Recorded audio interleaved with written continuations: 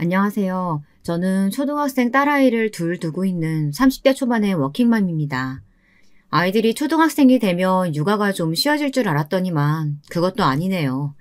직장에 아이들 학교에 하루가 어떻게 가는지도 모를 정도로 훌쩍 지나가고 있답니다. 거기다 저희가 재작년부터는 어린 조카들도 키우고 있는 상황이라 보통 에너지로는 버티기가 힘들더라고요. 다행히 조카들도 이제는 어린이집이며 유치원을 다니고 있어서 그나마 숨통이 트였답니다. 남편도 최선을 다하고 있지만 애 넷을 키운다는 것이 어디 보통 일인가요? 물론 처음부터 큰 집의 아이들을 저희가 키운 것은 아니었습니다. 재작년 입에 담기 부끄럽기는 하지만 저와 형님의 난투극을 시작으로 한바탕 난리가 나며 엄청난 사건이 터졌거든요. 그 이후로 갈 곳을 잃어버린 아이들을 시부모님께서 키우신다고 하셨지만 시부모님께서 연세도 많으시고 몸도 불편하셔서 저희가 데리고 왔답니다. 아마 이 이야기를 듣고 계신 분들은 부모는 어디를 가고 저희가 데려다 키우는지 궁금하실 수도 있겠네요. 제가 지금부터 그런 상황까지 오게 된 이유에 관해 좀 이야기를 하려고 합니다. 저는 20살 동갑내기 남편을 만나 대학 졸업 전에 결혼을 했습니다. 대학교 CC로 시작했고 남편이 군대를 다녀오고 나서 저희는 진지하게 결혼을 결심하게 되었죠. 양가 부모님들께서는 너무 빠르다고 말리셨어요. 하지만 저희는 서로에게 확신을 가지고 있었기 때문에 결혼을 미루고 싶지 않았어요. 물론 겁이야 났죠. 새로운 세상이 열리는 것이나 마찬가지인데 무섭지 않을 리가 있나요? 당시에 무슨 배짱이었는진 몰라도 저희는 부모님의 우려를 뒤로하고 결혼식을 올렸답니다. 시집살이가 아예 없었다고는 말 못하겠네요. 요리도 제대로 못하고 살림에 관해서는 1도 모르는 애가 들어왔으니 시어머니 입장에서도 답답하셨을 거예요. 그래서 대학 졸업까지는 시댁에서 시부모님과 함께 살며 정말 많이 배웠답니다. 눈물 쏙 빠지게 혼나는 날도 있었죠. 그런 기억만 있는 것은 아니에요. 철없는 남편의 행동에는 저보다 더 길길이 뜨시면서 저 고생시키려고 데려왔냐고 아주 잡아먹을 듯이 남편을 혼내시기도 했었죠. 그래서 취업하고 독립했을 때는 살짝 아쉽기도 했답니다. 꽤나 울기도 많이 울었고요. 취업하고 정신없이 사는 동안 저희 부부 사이에는 아이도 태어났어요. 임신 기간부터 출산 이후까지 지방에 계시는 친정 부모님을 대신해서 시부모님께서 엄청 잘 챙겨주셨답니다. 이렇게 평범하디 평범한 저의 생활이 확 바뀐 것은 시아주버님의 결혼 때문이었습니다. 남편은 3남 1녀의 둘째였는데요. 위로 형님이 한 분 계시거든요. 그것도 나이 차이가 7살이나 나는 그런 형이었죠. 남편 아래로는 2살 터울인데 말이죠. 하여튼 시아주버님께서는 직업이 따로 있으신 건 아니었어요. 집에서 주식을 하시는 것 같은데 그 수입이 꽤나 짭짤한 모양이더라고요. 남편의 말로는 대학 졸업 이후 딱 3년 일하시고는 그 돈으로 주식을 시작하셨다는데 그 수입으로 생활이 될 만큼이라 따로 일을 하시지는 않는다고 했죠. 하여튼 그러나 시아주머님께서는 입버릇처럼 자신은 비혼주의자라고 하셨어요. 제가 처음 시집 왔을 때도 저더러 맏며느리나 다름없으니 시부모님께 신경 많이 써달라고 말씀하실 정도였어요. 그랬던 시아주버님께서 갑자기 덜컥 결혼을 하겠다고 하셨어요. 당연히 저를 포함한 시댁 식구들은 두 팔 들어 환영했답니다. 특히 시어머니께서 엄청 기뻐하셨죠. 큰아들이 이대로 나이가 들면 나중에 혼자 쓸쓸하지 않겠냐고 고민이 많으셨거든요. 그래서 결혼할 여자를 데려와 인사를 하겠다고 했을 때 저는 무슨 잔치가 벌어진 줄 알았답니다. 그냥 평범하게 한식집 예약해서 보면 좋을 텐데 시아주버님께서는 집으로 데려오겠다고 고집을 부리셨죠. 그 말에 또 우리 시어머니께서는 상다리 부러질 정도로 음식을 마련하셨고요. 솔직히 시아주버님이 너무했다 싶기도 했지만 음식을 마련하시면서 좋아하시는 시어머니를 보니 저도 묵묵히 도와드릴 수밖에 없더라고요. 드디어 약속된 시간이 되었고 시아주버님께서 형님을 데리고 등장하시는데 정말 가족들 모두 입이 떡 벌어질 수밖에 없었답니다. 시아주버님과 함께 등장한 형님은 진짜 나이를 가늠할 수 없을 정도로 앳된 얼굴을 하고 있었는데요. 그냥 딱 봐도 갓 고등학교를 졸업한 것이 아닐까 싶은 그런 생각이 들더라고요. 시어머니께서는 얼마나 놀라셨는지 눈만 동그랗게 뜨시고는 저와 형님을 번갈아 바라보셨죠. 시아버지도 당황하시며 헛기침을 하시고는 시선을 한 곳에 두질 못하시더라고요. 왜 동공지진이란 말이 예능에서 많이 나오잖아요. 진짜 딱 그런 상황이었다니까요. 시 아주버님께서는 그런 가족들의 분위기는 전혀 눈치채지를 못하신 것 같더군요. 술도 한 방울 안 마셨는데도 밝은 목소리를 내실 수 있다는 사실을 그날 처음 알았답니다. 인사해, 우리 가족들이야. 아버지, 어머니, 그리고 동생들이랑 재수씨. 내가 이야기했지? 나이 차이가 좀 나는 동생들 있다고. 안녕하세요. 처음 뵙겠습니다. 좀 더 빨리 만나 뵙고 싶었는데 이제야 인사드리네요. 어서 와요. 바쁜 사람 멀리까지 오게 한 것 아닌가 몰라. 들어와요. 카랑카랑한 목소리로 첫 인사를 하시는데 정말 어리구나 싶더라고요. 목소리에 나 어려요 라고 아주 도장을 찍었더라고요. 시어머니께서 그나마 가족들 중에서 가장 먼저 정신을 차리시고는 안으로 들어오라고 하셨죠. 안으로 들어가면서 가족들은 서로 눈을 마주하는데 말하지 않더라도 서로의 생각을 알겠더라고요. 안으로 들어간 이후에도 시댁 식구들은 다들 눈치만 보고 있었죠. 실례지만 나이가 어떻게 돼요? 너무 어려 보여서. 네, 보신 것처럼 어려요. 생일 지나서 25살이에요. 형님의 한마디에 다들 숨을 삼켰어요. 우리 막내 아가씨보다도 어리더라고요. 당연히 시아주버님과는 한 바퀴 돌고도 남았고요. 저는 평소 집에서 주식만 하시는 시아주버님께서 무슨 수로 형님을 만난 걸까 의문이 들었어요.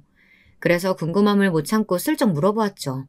어떻게 만났냐는 질문에 형님께서는 데이트 어플에서 만났다고 하더라고요. 그 대답에 시아버지께서는 두 눈을 질끈 감으시고는 끙 하는 소리를 내셨죠. 저는 두 분이 어플에서 만났다는 사실보다 시아주버님이 그런 어플을 사용하셨다는 것이 더 충격이었어요. 시작은 어플이었지만 만나면서 이 사람이랑 결혼해야겠다 싶었어요. 거기다 이 사람이 홀몸이 아니라서요. 홀몸이 아니라면 혹시 임신이라도 했다는 말이야? 세상에 너는... 요즘 아기는 혼수 품목이나 다름없는데 뭘 그렇게 놀라세요. 임신까지 했다는 시아주버님의 고백에 시부모님들은 깜짝 놀라셨지만 형님은 너무나도 담담하게 반응을 했죠. 정말이지 곁에서 듣는데 저는 턱이 떨어져 내린 것은 아닌가 싶을 정도로 놀라서 입을 다물지 못했답니다. 그 뒤로도 시부모님께서 이것저것 물어보셨고 형님의 그 당찬 태도는 어느새 시댁 식구들의 입을 꾹 다물게 만들어버렸죠. 저녁 시간에도 다름없었습니다. 저는 그래도 손이 형님 되실 분인데 잘 지내면 좋지 않겠나 싶어서 반찬을 권하기도 했어요. 그런데 그 반응이 참 가관이더라고요.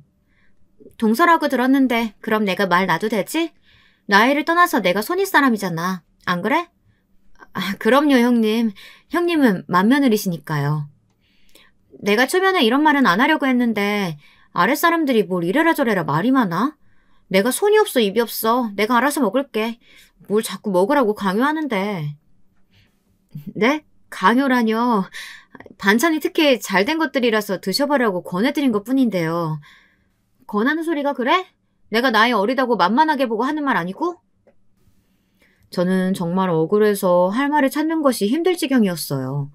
이건 무슨 뜬금없는 시비인가 싶었죠. 막말로 처음 보는 사이에 그것도 아무리 제가 손 아랫사람이라도 할지라도 나이가 10살 이상 차이 나는데 반말하는 것부터가 마음에 들지 않았죠. 거기다 모르는 사람들이 형님의 말을 들으면 제가 초면에 핍박이라도 한다고 생각할 거 아니겠어요. 사연을 들으시는 분들도 아마 형님께서 하신 말씀만 딱 놓고 보면 제가 무례했다고 생각들지 않으시겠어요? 제가 너무 어처구니가 없어서 가만히 형님을 보고만 있자 옆에서 시아주버님이 형님에게 예민하게 반응하는 것 아니냐고 그만하라고 하시더군요. 하지만 그 소리에 형님은 언성을 높이시면서 지금 자신이 무시를 당하는데 가족들 앞에서 자신의 편이 아닌 제 편을 드느냐고 하더군요. 식탁은 삽시간에 얼어붙었어요. 남편이 인상을 팍 쓰는 모습에 저는 급하게 남편의 팔을 잡았어요. 저희 남편이 한 성격 하는 편이라 가만히 두었다가는 큰일이 생기겠다 싶었죠.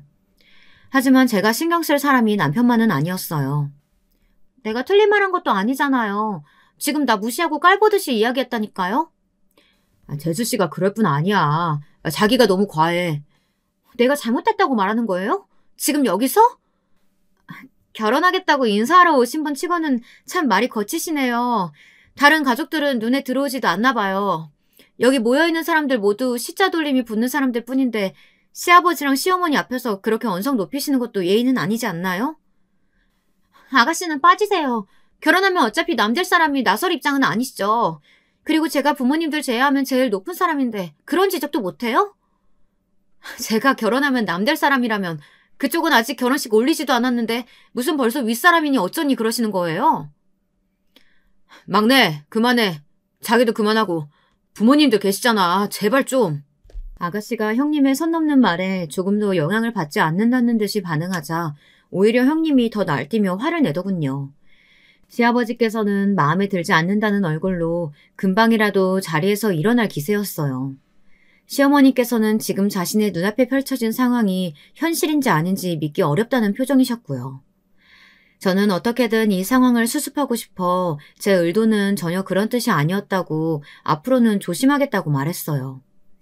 남편은 왜 제가 사과하는지 이해할 수 없다는 듯 제 옆구리를 찔렀지만 저는 그저 좋은 날이라고 생각하고 들떠계셨던 시부모님들께서 더 이상 기분 나빠하실 상황을 만들고 싶지 않았답니다. 그런데 그때까지 말이 없던 시어머니께서 조용히 한 말씀 하셨죠. 둘째의 말은 그저 음식 권하는 소리였을 뿐인데 그렇게 들렸다면 그 부분에 대해서는 할 말이 따로 없네. 그런데 아가씨, 우리 큰애랑 결혼할 사이라고 하니까 나도 첫째 며느리라 생각하고 말을 좀 놓을게. 네, 어머님. 그런데 정말 저를 업신여기는 말투였다고요. 내가 그 이야기 그만하라고 했을 텐데. 그리고 첫째보다 손 아래 사람인 것은 맞지만 나이는 훨씬 더 많으니까 반말을 쓰지 않았으면 좋겠다. 서로 존칭 써가면서 존중해주렴. 음식이 입에 안 맞으면 그냥 일어나도 괜찮으니까 식사 자리에서는 언성 높이는 일 만들지 말고. 형님은 시어머니의 부드럽지만 단호한 말씀이 마음에 들지 않는다는 듯이 인상을 찡그렸지만 강하게 제시하시는 시아주버님 때문에 결국은 입을 다물고 말았죠. 시아버지께서는 입맛이 없다고 하시면서 자리에서 일어나셨고 시어머니께서도 머리가 좀 어지럽다고 하면서 다음에 다시 봐서 이야기하자고 하시며 형님께 축객령을 내리셨답니다. 진짜 첫 인사 자리는 개판 그 이상도 이하도 아니었어요. 저는 그때 직감했습니다. 저는 형님과 좋은 사이가 될 수는 없겠다고 말이죠.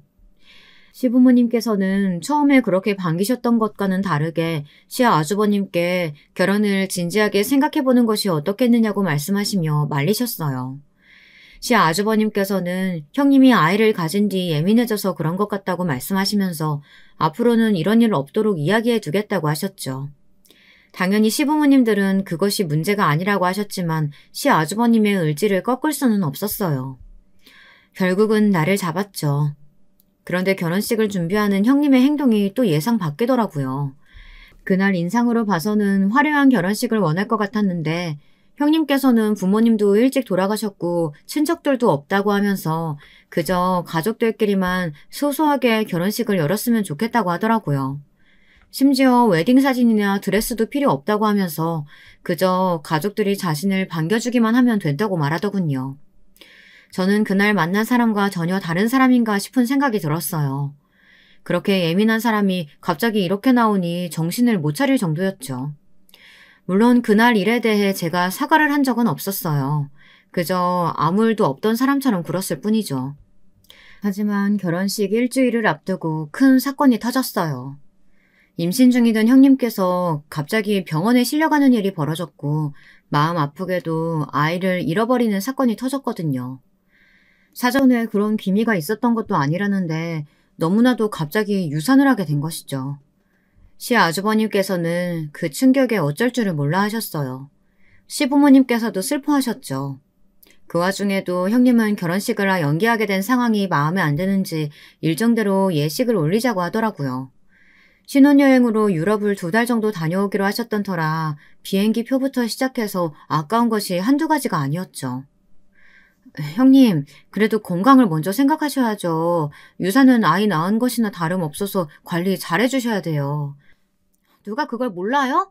알아서 한다고요. 약 먹고 무리하게 움직이지만 않으면 되잖아요. 신혼여행 준비한다고 얼마나 공들였는데 절대 취소 못해요. 연기한다고 해서 큰일 나는 것도 아니잖니. 네 몸이 먼저지. 차라리 신혼여행 가는 쪽이 마음 정리하기도 좋아요. 형님은 고집을 부리며 일정대로 움직이겠다고 했고 아무도 그 마음을 이기지 못했죠. 저는 솔직히 하루 종일 형님의 곁에 있었던 것은 아니라 잘 모르지만 아무리 그래도 아이를 잃은 엄마가 저런 말부터 하는 것이 맞나 싶은 생각이 들었어요. 아무리 철이 없어도 그렇지 생명이 왔다가 갔는데 머릿속에 신혼여행뿐이라니 제 기준에서는 도저히 공감이 되지 않았죠. 물론 이런 제 생각을 입 밖으로 꺼낸 적은 없었어요. 다만 남편이 엄마라고 다 모성애가 생긴 것은 아니구나 하는 말을 하는 것을 보고 조용히 고개만 끄덕였죠. 형님은 자신이 원하는 대로 바로 신혼여행을 떠났어요. 당연히 떠나는 날까지도 형님은 아이에 대한 말을 한마디도 하지 않았죠. 그 상황을 슬퍼하는 사람은 다른 시댁 식구들 뿐이었답니다.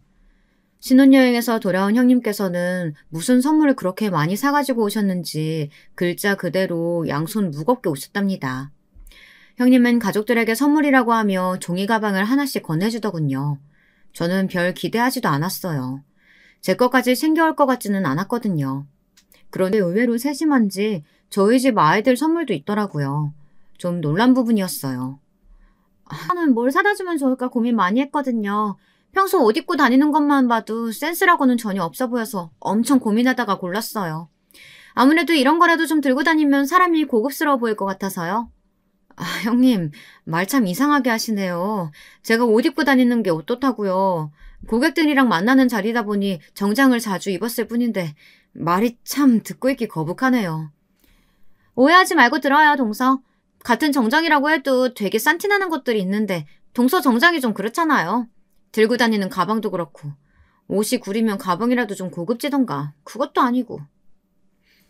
저는 너무 어처구니가 없어 들이받을 생각으로 나를 세웠는데 형님은 그런 제가 눈에 보이지도 않는지 가방과 스카프를 사며 이제부터는 잘 좀 들고 다니라고 하더군요. 다른 가족들 선물은 주고 말더니 제 것은 꺼내서 딱 눈앞에 흔드는데 헛웃음이 나더라고요. 형님께서 목에 힘을 주면서 사가지고 오신 가방은 제가 작년 가족여행 가서 사온 가방과 똑같았거든요. 심지어 제가 매일 들고 다니는 데일리 백이었죠. 시어머니를 모시고 몇 번이나 밖에서 형님을 만날 때도 들고 나갔던 것이었고요. 참 제대로 알지도 못하면서 어지간히 아는 척하고 싶었구나 싶더군요. 그 가방 둘째 언니 맨날 들고 다니는 가방 아니에요? 저번에 내 것도 같이 사왔잖아요. 그 브랜드인 것 같은데. 아가씨, 짝퉁이랑 진짜랑 구별 아직도 못하시나 봐요? 그게 어딜 봐서 그 가방이랑 같다고 그러세요? 아닌데. 둘째 언니도 좀 말 좀 해봐요. 이 가방 오늘도 언니가 들고 온 가방 아니에요? 아가씨는 눈치 없는 사람처럼 저더러 가방을 좀 가져오라고 했어요. 눈이 초롱초롱 빛나는 것이 딱 봐도 형님을 한 방 먹이고 싶은 사람의 얼굴이더라고요. 저는 웃으면서 형님에게 가방을 받아들었어요. 안 그래도 너무 오래 들고 다녀서 버리려고 했는데 형님 덕분에 같은 가방이 또 생겼네요. 국내에 매장이 없어서 수선도 못하고 어쩔 수 없구나 했는데 정말 감사해요. 잘 들고 다닐게요, 형님. 형님은 인정할 수 없다는 듯 이를 악물고는 저를 노려보았지만 저는 만면에 미소를 지으며 가방을 받아들였죠. 남편이 금방이라도 터질 것 같은 얼굴로 고개를 숙이고 있었지만 어깨가 들썩이는 것이 웃음을 참고 있는 것이 분명했죠. 저는 그런 남편의 허벅지를 꼬집어주고는 자리에서 일어났어요. 주방에서 저녁 준비를 하는데 형님이 따라 나오셔서 저를 부르시더군요. 그리고는 다른 가족들 보는 앞에서 자신을 어떻게 망신 줄 수 있느냐고 따지셨어요. 저는 언성을 높이려는 형님을 바라보며 둘째 손가락을 입술로 가져가 조용히 하라는 모션을 했어요. 시어머니가 언제 들어오실지 모르는 주방에서 형님과 다투고 싶지는 않았거든요. 형님은 그런 저의 행동에 본인도 모르게 입을 꾹 다물었다가 제가 시키는 대로 했다는 사실에 자존심이 상한 듯 팔짱을 딱 끼고는 말했어요. 동서, 저번에도 말했던 것 같은데 윗사람한테 이래라 저래라 하는 행동 주의 좀 하지 그래요? 형님, 저는 시댁에서 형님과 언쟁하다가 시부모님께 두통을 안겨드리고 싶지는 않아서요. 그리고 제가 형님을 망신 준 것은 아니죠. 제 패션 센스가 어떠니 하면서 무시하신 쪽은 형님이시잖아요. 사실이 이야기했을 뿐이죠. 솔직히 동서 같은 패션 센스로 사회생활 할 수 있다는 사실이 믿겨지지 않을 지경인데 진짜 나라면 동서 같은 사람한테 뭘 맡기고 싶지는 않을 것 같은데 말이에요. 글쎄요. 제 패션 센스를 지적하기에는 형님께서도 제가 평소에 들고 다니던 가방을 선물해 주실 정도면 형님이나 저나 다름없어 보이는데 말이에요. 제 말에 발끈한 형님이 한 걸음 다가오시더군요. 저는 지지 않고 형님을 노려보았어요. 때마침 시어머니께서 주방에 들어오셨어요. 저녁 준비가 다 됐는지 보려고 들어오신 시어머니께서는 저와 형님이 마주보고 있는 모습에 상황을 금방 눈치채시고는 한숨을 내쉬셨죠. 형님은 방금까지 제게 날을 세운 것과는 정반대로 사근사근한 목소리를 내며 시어머니께 말을 걸었어요. 정말이지 사람이 어떻게 저렇게 확확 바뀌는지 온몸에 소름이 돋을 지경이었어요. 형님은 준비가 다 된 것 같다고 하면서 시어머니께 나가 계시면 저와 마무리하겠다고 했어요. 하지만 시어머니께서는 고개를 저으시더군요. 동서랑 제가 할게요. 이 많은 음식 준비하신다고 고생하셨잖아요. 좀 쉬세요. 낮에 둘째가 와서 다 했는데 내가 뭐 힘들 게 뭐가 있어. 그리고 첫째는 아직 여기 주방에 들어온 적 없어서 어디에 뭐가 있는지 잘 모를 테니까 같이 해서 빨리 준비하자. 너희 아버지 배고프시겠다. 다 했어요, 어머님. 이제 밥이랑 국만 준비하면 끝이에요.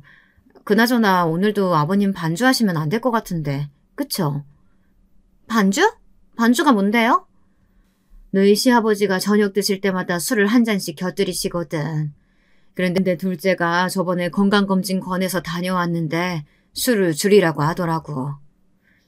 형님은 반주의 뜻도 잘 몰랐는지 시어머니의 말에 얼굴을 붉히더군요. 요즘 사람들 한자어에 관심이 없다 보니 모르는 단어들도 많다고 들었는데 그 상황을 실제로 앞에서 보게 될 줄은 몰랐어요.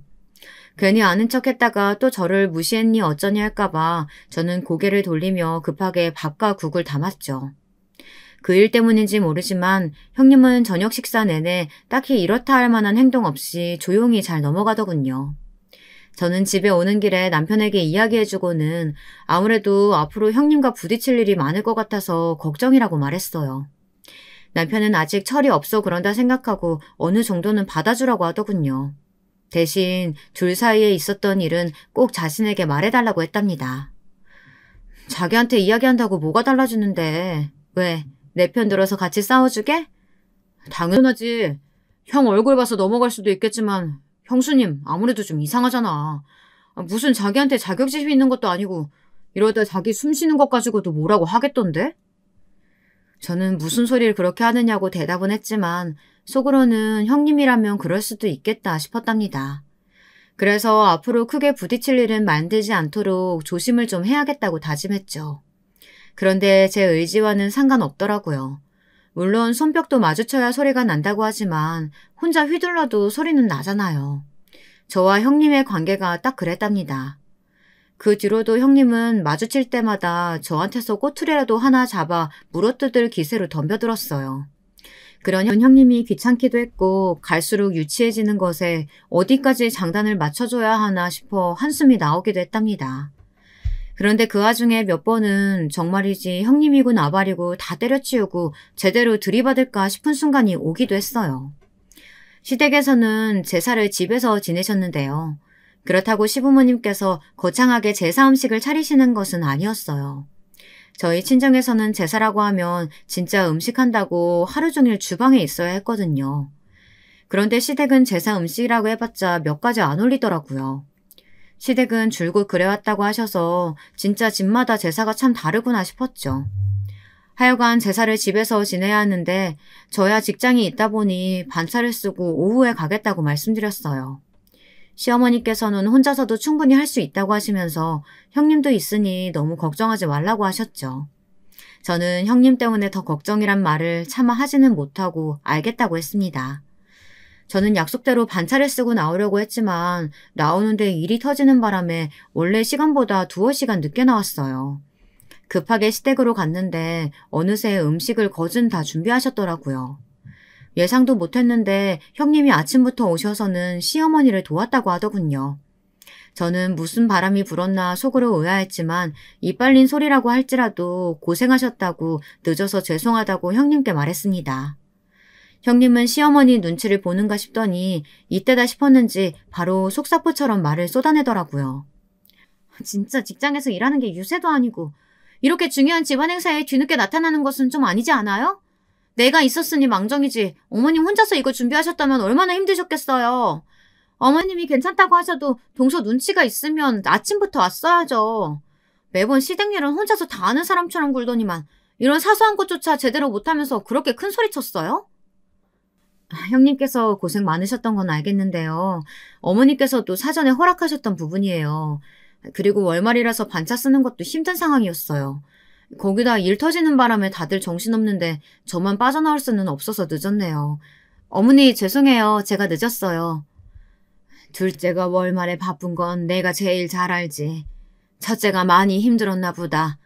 그러게 혼자서도 할 수 있다고 했는데 아침 일찍부터 오더니만.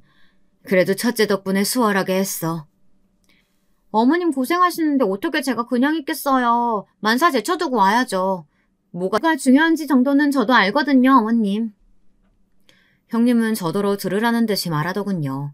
뭘 얼마나 고생했는지는 모르겠지만 그렇게 저한테 뻐기고 싶은 거라면 그렇게 하라는 마음으로 가만히 있었어요. 그랬더니 형님은 말이 점점 더 심해지더라고요. 오늘 제사 음식 간은 자기가 다 봤다고 말하면서 사실 그동안 저의 음식이 간이 맞지 않아서 다른 가족들이 많이 힘들었겠다 싶었다는 말부터 시작해서는 저를 그렇게 뭉개면서 자신이 돋보인다고 생각하는 사람처럼 아주 난리가 났더라고요. 저는 한 귀로 듣고 흘리고는 있었지만 만약 시어머니께서 함께 계신 것이 아니었다면 아마도 머리끄덩이를 잡는 한이 있어도 크게 싸우고 싶을 정도였답니다. 그뿐만이 아니었어요. 명절에는 더 가관이었어요. 명절 당일에 아침 차례가 끝나자마자 친정에 가라고 하셔서 준비를 하는데 따라와서는 자기는 인사드릴 친정이 없는데 누구는 좋겠다고 하면서 이렇게 명절 때 도망가면 마음이 편하냐고 하더라고요. 진짜 친정에 가는 것이 무슨 도망인지는 모르겠지만 어처구니가 없더군요. 저는 대꾸조차 할 필요성을 못 느껴 남편과 친정으로 왔는데요. 문제는 그날 저녁이었어요. 아가씨로부터 시어머니께서 쓰러졌다는 연락을 받았죠. 저와 남편은 깜짝 놀라 헐레벌떡 병원으로 달려갔습니다. 이게 무슨 일이냐고 물어봤더니 혼자 계시다가 순간적으로 마비가 오신 것 같다고 하더군요. 깜짝 놀랐어요. 연세가 있으시다 보니 큰일로 번지지 않을까 걱정했는데 다행히 그 정도는 아니었죠. 남편이 정식 수속을 하는 동안 저는 가족들 사이에 형님이 보이지 않는다는 것을 깨달았어요. 형님은 어디로 가셨는지 물었지만 아는 가족들이 하나도 없었죠. 아가씨 말로는 저희가 가고 나서 시부모님께서 시아주버님과 형님도 집에 가서 쉬라고 보내셨다는데 시아주버님만 와 계시더군요. 시아주버님은 형님이 잠깐 볼 일 있다고 해서 나갔다고 하시는데 연락도 안 된다고 하시더라고요. 형님을 다시 보게 된 것은 다음날 저녁이었어요. 꼬박 하루가 지난 것이나 다름없었죠. 그 시간 동안 왜 연락이 안 되었는지도 의문이었지만 외박이나 다름없는 이 상황에 대해 시아주버님도 별 말씀이 없으시다는 것이 의아했답니다. 시아주버님은 최근 형님께서 새로 일을 시작해보실 생각으로 자주 집을 비웠다고 하시면서 별일 아니라고 했습니다. 저는 어처구니가 없었지만 당사자인 시아주버님이 괜찮다는데 제가 나서서 뭐하러 말을 하겠나 싶어 가만히 있었어요. 늦게 도착한 형님은 마치 나라 잃은 사람처럼 엉엉 울면서 잠든 시어머니 곁에서 이게 무슨 일이냐고 소란을 피웠어요. 정말 동네 창피할 정도의 큰 소리였죠. 남편은 병원에서 이렇게 하시면 안 된다고 형님을 말렸지만 형님은 아주 눈물을 짜내면서 그칠 생각을 하지 않았죠. 결국 제가 나서서 형님을 데리고 밖으로 나왔습니다. 병실을 나온 형님은 언제 눈물을 흘리냐는 듯이 쓱 얼굴을 닦고는 제게 어떻게 된 영문이냐고 물었습니다. 저는 아는 대로 솔직하게 말했어요. 그러자 어이가 없게도 형님은 시어머니께서 그렇게 되실 동안 저더러 뭐 했냐고 묻더군요. 저는 영문을 몰라 고개를 갸웃거리며 무슨 소리냐고 했죠. 건강검진도 동서가 받게 해드린다고 하더니만 어머니 상태도 몰랐다는 말이에요? 혹시 알고 있었으면서 나한테 말 안 해준 건 아니고? 말이 되는 소리를 좀 하세요, 형님. 그리고 어머님 식단 관리를 포함해서 건강 체크 필요하다는 말씀 제가 분명히 드렸잖아요. 제가 뭘 비밀로 했다는 소리세요? 나한테 말 안 하고 어머님께 잘 보일 생각했던 것 같아서 하는 말이죠. 아니면 됐고요. 믿을 수는 없지만 이번은 그냥 넘어가겠어요. 앞으로 어머님이랑 아버님 건강 상태에 대해서는 확실하게 공유하자고요. 다른 생각하는 것 아닌가 의심받지 말고요. 저는 형님의 의미를 알 수 없는 소리에 무슨 의심을 하셨느냐고 물었어요. 형님은 알면서 왜 모르는 척 하느냐고 했지만 저는 정말 형님의 생각을 알 수 없었거든요. 그러나 곧 형님의 입에서 나온 말에 저는 정말이지 그 자리에서 그딴 말을 하는 형님의 주둥이를 사정없이 비틀고 싶었습니다. 혹시 두 분 재산을 따로 빼돌리려고 그러는 거 아닌가 했지. 동서 막말로 시부모님께 아양 떠는 이유 다 재산 때문 아니야? 들어보니까 초반에는 시부모님 모시고 살았다던데 그때부터 다 계획 있었던 거 아니냐고. 진짜 가만히 듣고 있으니까 어처구니가 없네. 형님, 입 밖으로 나온다고 다 말은 아니거든요. 형님은 그런 생각만 하고 사시는 것 같은데 저랑 형님을 같이 두고 말하지 마세요. 형님은 누구에게 뒤집어 씌우느냐고 소리를 질렀고 저는 대놓고 형님에게 말을 섞고 있다가는 같은 부류의 사람처럼 여겨질 것 같아 말하기 싫다고 하고는 병실로 들어갔죠. 형님이 저를 붙들려고 하는 것이 고스란히 느껴졌지만 저는 냉정하게 팔을 쓱 빼버렸답니다. 그 일을 계기로 저는 완전 형님과 모르는 척하고 지냈습니다. 아주 철저하게 무시했죠. 재산이 어쩌고 하는 순간 이 사람은 상종해서는 안 되겠다 싶었거든요. 물론 가족 모임에서 만나는 것은 어쩔 수 없었지만요. 눈치가 빠른 시어머니께서는 저와 형님 사이에 무슨 문제가 있는 것은 아닌가 걱정하셨지만 저는 아무 말도 하지 않았답니다. 대면대면한 사이는 꽤나 오래갔습니다. 그 사이에 형님은 아이를 둘이나 낳았고 저 역시 둘째를 낳았죠. 형님이 그동안 가만히 있었느냐고요? 당연히 아니었죠. 하지만 이미 저는 형님을 인간 이하로 생각하고 있었기에 저한테는 큰 타격이 없었답니다. 제가 심하다고 하실 수도 있겠지만 저는 오히려 그때 시댁 식구들에게 말하지 않았다는 것을 뼈저리게 후회하고 있답니다. 대형 사고가 벌어지게 된 가장 1차적인 계기는 점심시간에 우연히 형님을 발견한 것부터였습니다. 미팅을 다녀오다가 우연히 형님을 봤거든요. 물론 형님은 저를 못 봤지만요. 형님은 누군가를 기다리는 듯 보였어요. 오랜만에 봤지만 여전히 참 화려하더라고요. 진짜 머리부터 발끝까지 아주 명품으로 휘감아서는 멀리서도 눈에 확 들어올 정도였답니다. 저는 속으로 아이들은 어쩌고 이 시간에 밖에 있나 살짝 의아하기도 했어요. 하지만 이미 안중에도 없는 사람인데 그냥 지나치려고 했죠. 그런데 사람이 예감이라는 것이 있잖아요. 뭔가 싸한 것이 기분이 이상했죠. 그래서 동료에게 근처에서 커피나 좀 마시자고 하면서 들어갔어요. 그리고는 2층에서 바로 도로가 보이는 곳에 자리를 잡고 형님을 관찰했습니다. 얼마 지나지 않아 형님 앞에 차가 한 대 서더니 남자가 내리더군요. 형님 또래로 보였어요. 저는 무슨 일인가 싶어서 자세히 봤죠. 형님과 가볍게 포옹을 하더니 남자가 조수석 문을 열어주었고 형님이 웃으시면서 타고 가더군요. 솔직한 제 감상은 형님이 바람이라도 난 것 같았어요. 제가 형님을 마음에 들어하지 않았기 때문일 수도 있었겠지만 그런 기분이 들었거든요. 하지만 증거라고 할 것은 하나도 없었죠. 저는 찝찝한 기분이 들었지만 우선은 좀 더 두고 봐야겠다고 생각하고 넘겼어요. 하지만 이 시간에 형님은 어디로 가는 걸까 궁금해졌죠. 이날의 일은 며칠이 지나도 잊혀지지 않았어요. 계속 떠올랐죠. 문제의 난투극은 그 일이 있고 얼마 되지 않아 생겼습니다. 원래 해마다 시댁에서 김장을 했거든요. 아주 살얼음 판을 걷는 그런 날이나 다름없었죠. 저와 형님이 마주하는데 평탄할 일이 있겠습니까? 그런데 형님이 요리조리 김장하는 날만 되면 나타나지 않더라고요. 이런저런 핑계를 대는데 저는 오히려 좋았어요. 보기 싫은 사람을 안 봐도 되니까요. 그런데 이번 김장에 형님이 온다고 하더라고요. 대신 제가 좀 늦게 가게 되었죠. 동료 중 하나가 상을 당하는 바람에 제가 어쩔 수 없이 미팅을 다녀왔어야 했거든요. 그래서 오후 늦은 시간이 되어서야 시댁에 도착할 수 있었습니다. 집안은 온통 김장 준비로 발 디딜 틈이 없었죠. 그나마 제가 절인 배추를 주문해둔 덕택에 시간은 좀 줄었지만 그래도 할 일은 많잖아요. 저는 늦어서 죄송하다고 말하며 다급히 앞치마를 챙겨서는 시어머니께 다가가 남은 것은 제가 하겠다고 하며 들어가서 쉬도록 권했죠. 아가씨도 제가 손이 빠르니 금방 할 수 있을 것 같다고 하면서 시어머니를 부축하며 일어났고요.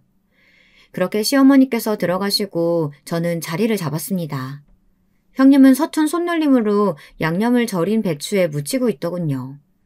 그 모습에 며칠 전의 장면이 떠올랐지만 저는 말하지 않고 조용히 빠르게 일을 시작했어요. 동서는 늦었으면서 미안하다는 말도 없어? 사람이 왜 그렇게 예의가 없어? 늦을 수밖에 없다고 미리 연락드렸잖아요. 그리고 오자마자 죄송하다고 했는데 형님은 못 들으셨나 봐요. 아니, 어머님께 말고 나한테 말이야. 나한테 사과해야 될 거 아니야. 형님께요? 형님께 왜요? 형님도 오신 지 1시간도 안 되셨잖아요. 제가 회사에서 나올 때 어머님께 전화드렸는데 형님도 안 오셨다고 하던데요. 제 지적에 형님이 할 말을 잃은 듯이 하더니만 그래도 자신이 먼저 왔으니 사과는 해야 하지 않겠느냐고 하더군요. 저는 건성으로 미안하다고 한마디 하고 말았죠. 하지만 제 이런 말이 형님의 발작 버튼이라도 누른 것인지 벌떡 일어나서는 들고 있던 배추를 제 쪽으로 던지더라고요. 양념이 사방으로 튀었죠. 저는 인상을 쓰며 이게 무슨 짓이냐고 했지만 형님은 이미 눈이 돌았는지 다른 배추를 들어 제 쪽으로 던졌답니다. 형님, 미치셨어요? 지금 이게 뭐 하는 짓이에요? 음식 가지고. 미친 건 너겠지. 너 때문에 내가 다 하고 있었잖아. 그런데 뻔뻔하게도 사과도 없이 뭐라고? 형님이 하기는 뭘 했다고 다 했단 소리라세요. 진짜 어처구니가 없어서. 적당히 좀 하세요. 그렇게 어설프게 일하면서 큰 소리는. 제 말에 형님은 화가 나셨는지 알 수 없는 소리를 지르며 제게 달려들더니 제 뺨을 때리더군요. 정신이 번쩍 들었어요. 아주 별이 보일 정도였죠. 어찌나 손이 매운지 귀가 멍하더라고요. 하지만 저는 이 순간을 기다린 사람처럼 바로 손을 뻗어 형님의 머리끄덩이를 잡았어요. 형님이 먼저 시작했어요. 이거 쌍방인 거 아시죠? 뭐가 어쩌고 어째? 이거 안 나? 내가 너 가만히 안 둬? 저는 형님이 발버둥 치는 것을 피하면서 머리털을 다 뽑아버릴 기세로 이리저리 흔들었어요. 제가 손하기 힘이 많이 센 편이라 형님은 아프다고 고래고래 소리를 질렀어요. 제 손을 떼어내려고 손톱을 세워 휘둘렀지만 저는 그 손마저 붙잡고는 세게 이리저리 흔들었죠. 형님은 제가 흔드는 대로 이리저리 휘둘렸고요. 형님의 소리에 놀란 아가씨와 시어머니께서 달려나오셨어요. 시어머니께서는 눈앞에 펼쳐진 난투극에 할 말을 잃은 듯 멍하게 바라만 보셨죠. 아가씨는 빠른 속도로 제게 다가와서는 둘째 언니가 참아야지 왜 똑같이 굴고 있느냐고 손을 놓으라고 하더군요. 저는 내키지 않았지만 더했다가는 시어머니께서 쓰러지실 것 같아 그 손을 놓았죠. 당연히 내동댕이 치면서 말이죠. 손에는 형님의 머리카락이 한 움큼이었지만 저는 쓱 앞치마에 닦으며 시어머니께 소란을 피워 죄송하다고 말했어요. 형님은 눈물 범벅이 된 얼굴로 저를 손가락질하며 고래고래 소리를 질렀죠. 경찰에 신고를 하겠다는 말부터 시작해서 아주 온갖 저주를 퍼붓더군요. 감히 나한테 이따위로 하고 괜찮을 줄 알아? 내가 너랑 너희 남편, 애새끼까지 다 가만히 안 둘 거야. 나한테 와서 싹싹 빌어도 용서 안 해줄 거라고. 알았어? 누가 먼저 시작했는데요. 먼저 손 올리신 쪽은 형님이잖아요. 그리고 어디다 대고 반말이세요? 분명히 서로 존칭하기로 했잖아요. 너 같으면 이 상황에서 말이 예쁘게 나올 것 같대? 부식하게 힘만 세가지고 진짜 지긋지긋해 이놈의 집구석! 그 뒤로도 형님은 입에 담기 힘든 말들을 쏟아냈고 저 역시 그냥 넘어가는 법 없이 받아쳤죠. 이런 저와 형님의 싸움에 시어머니께서는 불같이 화를 내셨답니다. 정말이지 그런 모습은 시집와서 처음 보는 모습이었어요. 결국 김장이고 뭐고 다 꼴도 보기 싫다고 하시며 안으로 들어가셨고 아가씨도 난투극 때문에 엉망이 된 배추를 보며 이건 다 버려야겠다고 한숨을 내셨죠. 형님은 진이 다 빠졌는지 주섬주섬 일어나서 저를 노려보고 후회하게 만들어주겠다고 하고는 나가버렸죠. 아가씨는 좀 참지 뭐하러 여기까지 상황을 만드느냐고 했지만 저는 솔직히 속이 좀 시원했어요. 한 방 먹여준 기분이 들었거든요. 하지만 그 난투극이 있던 며칠 뒤 형님은 저에게 맞아서 생긴 상처라고 하면서 말도 안 되는 진단서를 끊어 집으로 보냈더군요.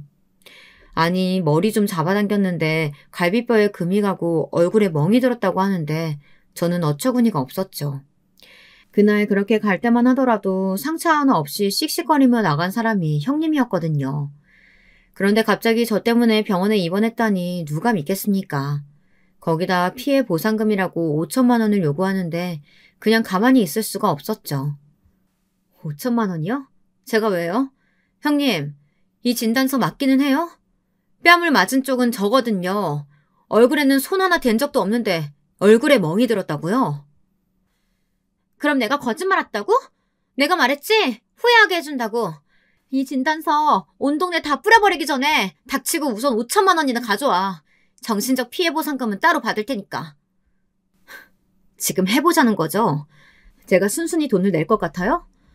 그건 알아서 하고. 그나저나 그 집 애들 미래도 참. 엄마라는 인간이 무식하게 힘으로만 해결하려고 하는데 뭘 배우겠어? 제 아이들까지 들먹거리면서 헛소리를 하는데 정말이지 이대로는 못 참겠더라고요. 안 그래도 납작이 되지 않는 상황인데 형님의 미친 소리는 제 속에 불을 질렀죠. 저는 죽어도 못 준다고 하고는 진단서에 나와 있는 병원으로 찾아갔어요. 진단서에 나와 있는 의사를 만나 물어보고 싶었거든요. 그런데 형님은커녕 진단서를 끊어줬다는 의사도 없더군요. 진단서에 나온 의사는 이미 그 병원을 나갔다고 하더라고요. 제약회사에서 뒷돈을 받다가 잘렸다고 하면서요. 그 순간 머릿속을 스치고 지나가는 기억이 하나 있었어요. 바로 형님을 태우고 간 남자의 모습이었죠. 저는 의사 사진을 좀 보자고 이야기했고 사진을 확인한 순간 깜짝 놀랄 수밖에 없었습니다. 제가 본 남자가 바로 그 의사였더라고요. 저는 그 길로 아가씨에게 찾아가 모든 이야기를 했습니다. 아가씨가 변호사라 상담할 사람이 아가씨뿐이었거든요. 아가씨는 문서 위조에 진단서를 핑계로 제게 돈을 요구했다는 것은 경찰에 신고할 문제라고 하면서 분노하였습니다. 저는 형님께는 절대 돈을 줄 수 없다고 했고 아가씨는 자신이 맡아서 해주겠다고 하며 저에게 절대로 형님을 상대하지 말라고 하더군요. 아가씨가 나서서 해결해 주신다는 것이 좀 미안하기는 했지만 저는 시키는 대로 가만히 있었답니다. 그렇게 이 상황이 엄청난 사건을 몰고 올 줄은 꿈에도 생각하지 못했어요. 갑자기 아가씨가 일이 커져버렸다고 하면서 아는 검사가 좀 만나자고 한다고 같이 가자고 하잖아요. 도대체 왜 검사가 튀어나왔는지 몰랐지만 저는 아가씨가 하자는 대로 움직였죠. 영문도 모르고 따라가서 검사님을 만나고 저는 너무 충격적인 이야기를 들었습니다. 우선 진단서의 의사는 이미 의료 과실로 인해 재판 중인 사람이더군요. 하지만 제가 놀란 것은 그 부분이 아니었어요. 이미 제약회사 뒷돈 이야기를 들었을 때부터 제대로 된 의사는 아니겠다 싶었거든요. 제가 놀란 점은 형님이었어요. 형님은 아예 제가 아는 사람이 아니었어요. 거기다 그 의사라는 놈이랑 결혼까지 한 상태였고요. 어안이 벙벙했어요. 아가씨는 거의 숨이 넘어갈 정도로 화를 내더니 당장 시 아주버님께 전화를 걸어 모든 이야기를 했죠. 저는 이런 사실들을 시 아주버님께서 모르고 계셨다는 것이 믿기지 않았어요. 아니 혼인신고도 했을 테고 등본만 떼봐도 다 알 수 있는 일을 아이 둘이나 낳을 때까지 몰랐다는 것이 말이 되냐고요. 알고 보니 아이들은 시 아주버님 아래에 올라와 있었어요. 결혼한 기록도 없는 시 아주버님 밑으로 말이죠. 정말 욕이 저절로 나오더군요. 이 사실을 알고 시아버지께서는 쓰러지셨고 시어머니께서도 별반 다르지 않았죠. 시아주머님은 아예 문을 걸어 닫고는 방 밖으로 나오려고 하지 않으셨고요. 아이들을 봐서라도 정신 차려야 한다고 남편이 몇 번이나 찾아갔지만 소용이 없었죠. 결국 남편이 우리 집으로 아이들을 데려왔답니다. 정말이지 믿을 수가 없겠지만 이 모든 일이 일주일 사이에 벌어졌어요. 저는 무슨 일이 있어도 형님을 잡아야겠다고 생각했어요. 하지만 제가 사실을 알고 있다는 것을 어떻게 들었는지 돈을 요구하던 형님은 쥐 죽은 듯이 조용해졌고요. 그래도 형님이 모성애가 있으면 애들 보러 오지는 않을까 싶었는데 그런 생각이 조금도 없는지 그림자도 보이질 않더라고요. 저는 초조한 마음으로 하루라도 빨리 잡히기를 기도하면서 기다렸습니다. 사건이 터진 뒤 3개월 정도 지났을까요? 드디어 형님이 붙잡혔다는 소리가 들렸어요. 너무나도 반가운 소식이었죠. 저는 한달음에 경찰서로 찾아갔죠. 평소와 다름없는 형님이었어요. 그리고 함께 있던 남자는 그 의사놈이었고요. 저를 발견한 형님은 무슨 짐승들이나 낼 법한 소리를 지르며 모든 것이 저 때문이라고 하더군요. 나중에 알았지만 형님은 처음부터 재산을 노리고 시 아주버님께 접근을 했답니다. 우연히 어플에서 알게 된 시아주버님이 주식으로 성공해서 별다른 직업도 없는 사람이라는 것을 알고 유혹을 해 재산을 남몰래 따로 옮기고 있었던 것이었죠. 실제로 시아주버님 재산의 절반은 이미 명의가 을사놈으로 바뀌어져 있더라고요. 제가 의문이었던 것은 그렇게 재산을 노린 사람이 아이를 낳고 살았던 이유를 모르겠더라고요. 하지만 유전자 검사를 하니 첫애만 시아주버님의 아이지 둘째는 아버지가 누군지 알 수가 없었어요. 그 의사놈의 자식도 아니었다는 것이 너무나도 충격이었답니다. 이 모든 것을 다 알게 된 시아주버님은 정신이 나간 사람처럼 며칠을 우시더니 소리 소문도 없이 사라지셨어요. 아이들 둘만 남기고 말이죠. 양육비는 충분히 보내줄 테니 잘 키워달라고 하더군요. 저는 솔직히 시아주버님이 불쌍하다는 생각은 들지 않았어요. 아이들을 이렇게 무책임하게 버리고 자기 아픔만 생각하는 사람이 뭐가 불쌍하겠어요. 아이들이 가엾죠. 형님은 법적 처벌을 받는다는데 뭐 그건 저희와는 아무 상관이 없지 않겠습니까? 그저 친권 정리만 빨리 처리했죠. 친권도 정말이지 어처구니가 없더라고요. 조금의 망설임도 없이 포기하더군요. 자기가 낳았지만 솔직히 짐이었다고 하면서 말이죠. 만약 제가 그 자리에 있었다면 아마도 형님의 뺨을 몇 대는 올렸을 거예요. 아무것도 모르는 아이들을 대신해서 말이죠.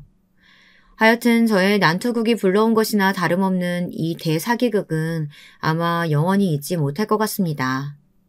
저의 사연 끝까지 들어주셔서 감사합니다.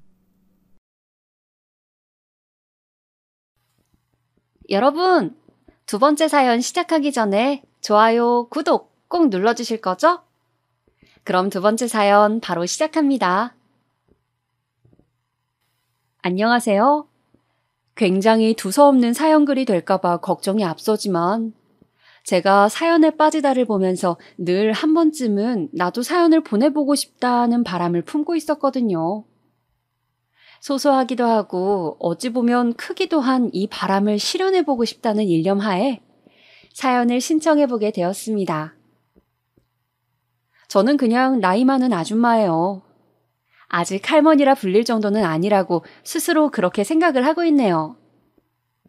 제가 작문 공부를 해본 것도 아니고 그저 사연에 빠지다의 애청자, 그리고 독서를 즐겨 하는 것만 믿고 배짱을 부리면서 사연을 적어보는 것이니 내용이 좀 왔다 갔다 하고 정신이 없어지더라도 부디 너른 이해를 부탁드릴게요.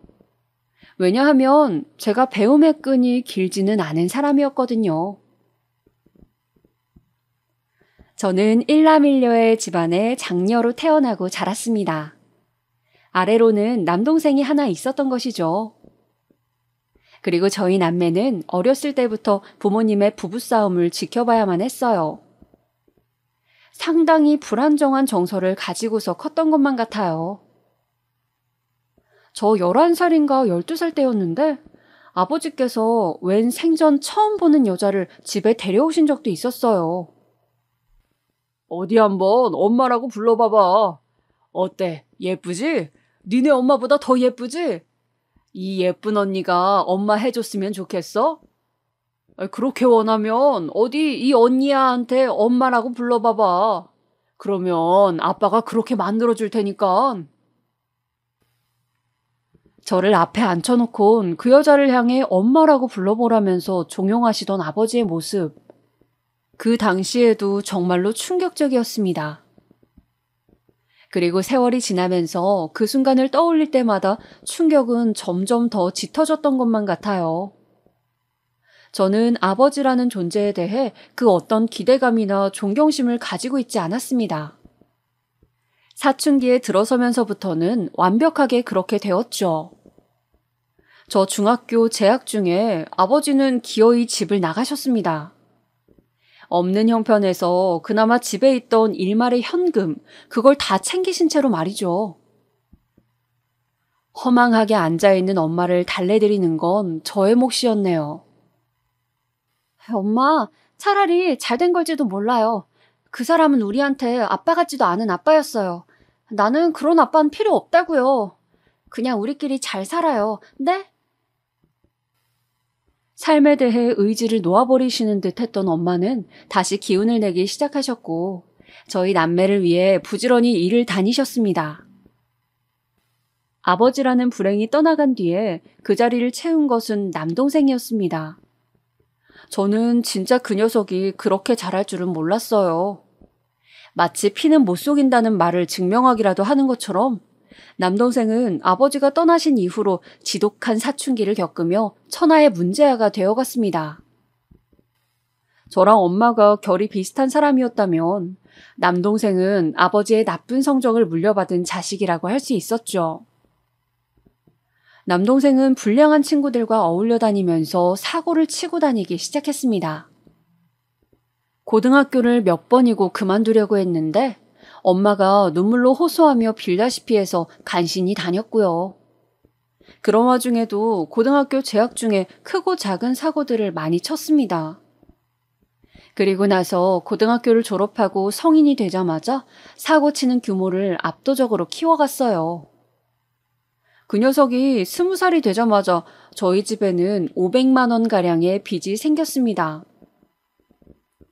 지금이라면 500만 원이 무슨 큰 빚이냐고 할 수 있겠지만 당시로서는 크게 느껴지는 금액이었어요. 특히나 엄마의 수입이 적은 편이었고 저 또한 당시 사회초년생으로서 얼마 못 벌던 시절이었으니까요. 차라리 사고를 못 치는 환경에 묶여 있으면 나을까 싶었습니다. 남동생이 군입대를 했을 때 엄마와 저는 이제 앞으로 최소 2년 이상은 걱정거리가 없을 것이라고 생각했어요. 하지만 남동생은 휴가를 나와서는 도박장에 출입을 하였습니다.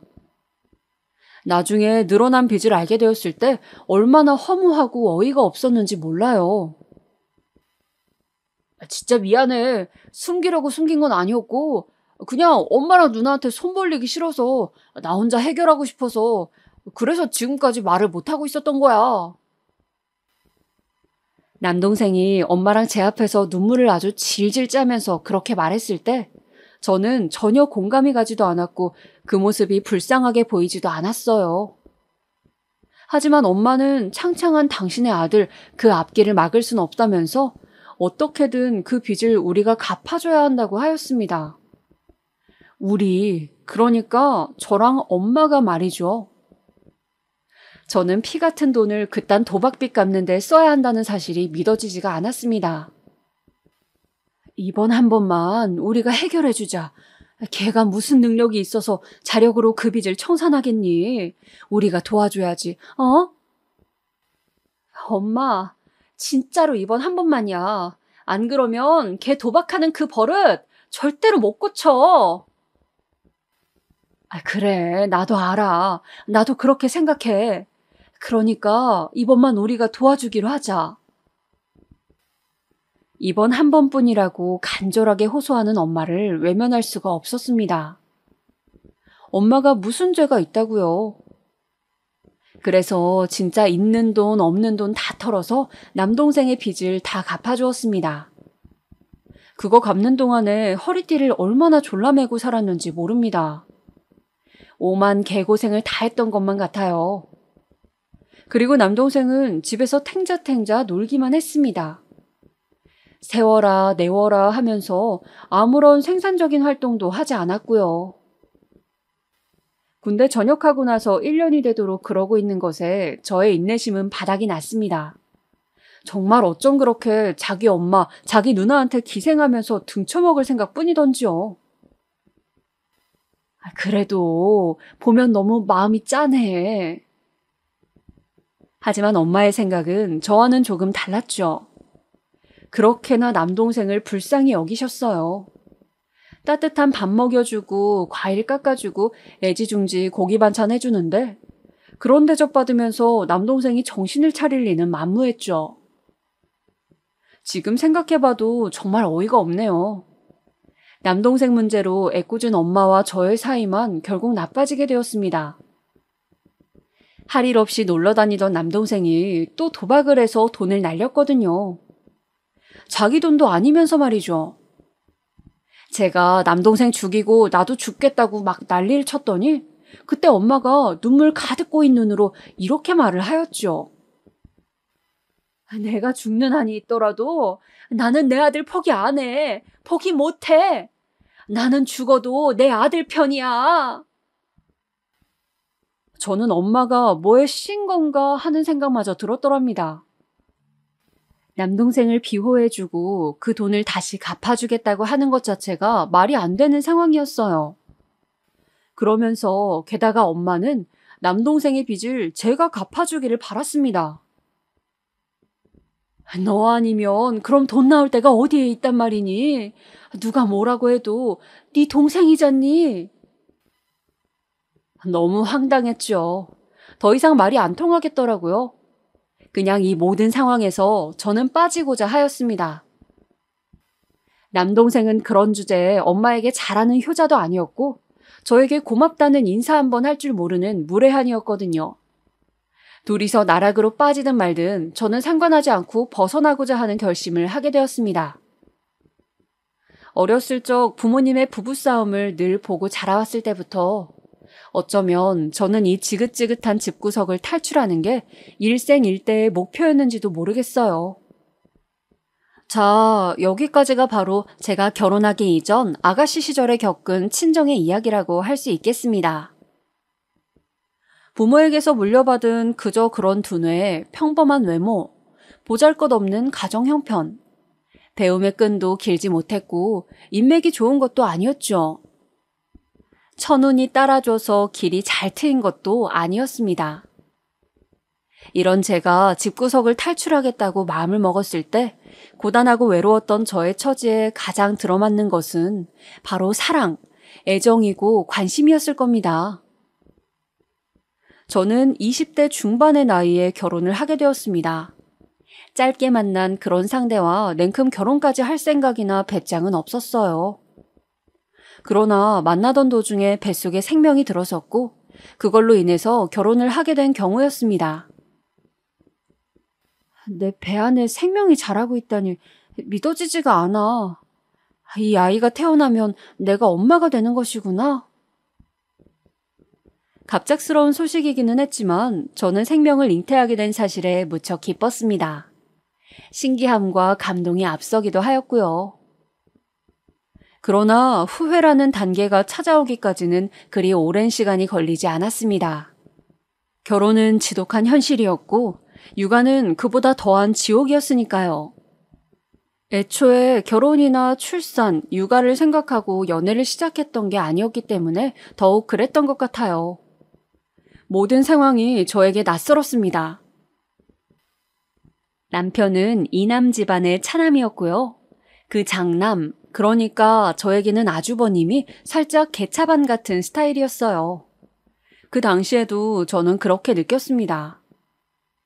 그래서인지 시부모님은 두 분 다 차남인 제 남편을 더 아끼시고 가까이 하시는 게 보였습니다. 아주버님은 당시에 아직 미혼이셨죠. 하지만 어디까지나 아주버님에 비해서 사람이 괜찮았다 뿐이지 남편도 썩 그렇게까지 좋은 사람은 아니었더라고요. 제가 주인공이 되어서 제 마음대로 적어보는 사연이니까 솔직하게 밝혀보자면 첫 아이를 낳고 나서부터 저는 바로 후회를 하였습니다. 이런 남자일 줄 알았다면 내가 만나지 말았을 것을. 내 발등을 내가 찍었구나. 집구석을 탈출하는데 급급해서 엄마와 남동생의 꼴을 보기 싫다는 생각에 사로잡혀서 내가 모든 걸 서둘러버렸고 스스로 그르쳐버렸구나. 하루가 다르게 커가면서 예쁜 짓을 해대는 아기를 보면 마음이 스르르 풀어졌고 힘을 낼 수 있었지만 육아에 별 도움도 되지 않고 심적으로 기댈 수도 없는 남편의 존재를 느낄 때면 서러움이 밀려들었습니다. 저 스스로 걸려들어온 길이었으니 누구의 탓도 할 수 없다는 것이 당시로서는 가장 괴로웠던 것 같네요. 저에게 먼저 다가와서 구애를 했던 쪽이 남편이었습니다. 제가 마음에 든다면서 열렬한 고백 행진을 이어갔고요.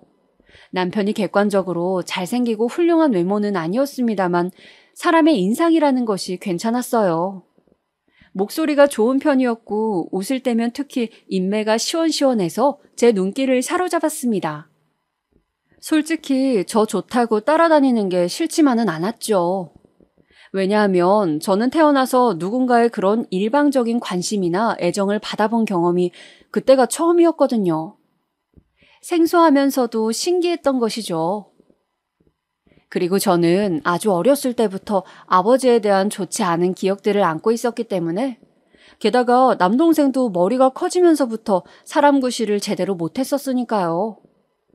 그래서인지 저는 남자라는 존재에 대한 기대치가 굉장히 낮은 사람이었습니다.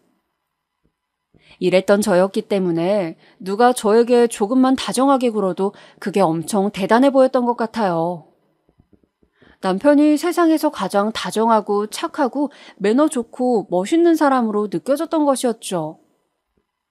시댁도 집안이 썩 그렇게 잘 살지는 않았어요. 그래도 저희 친정에 비하자면요, 아주 여유로운 편이었지만요. 제가 결혼 초기부터 남편에게 실망을 하고 결혼 생활에 회의감을 겪게 된 이유가 정확히 있었습니다.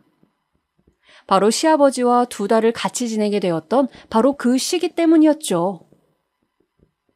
당시에 시어머니의 절친한 고향 친구분께서 낙상 사고를 당해 거동이 어렵게 되셨어요. 워낙 막역해서 친자매 같은 사이라고 하셨고요. 저희 결혼식 때도 그분이 참석하셔서 많이 축하해 주셔서 축의금도 많이 내셨던 것으로 저도 알고 있었습니다.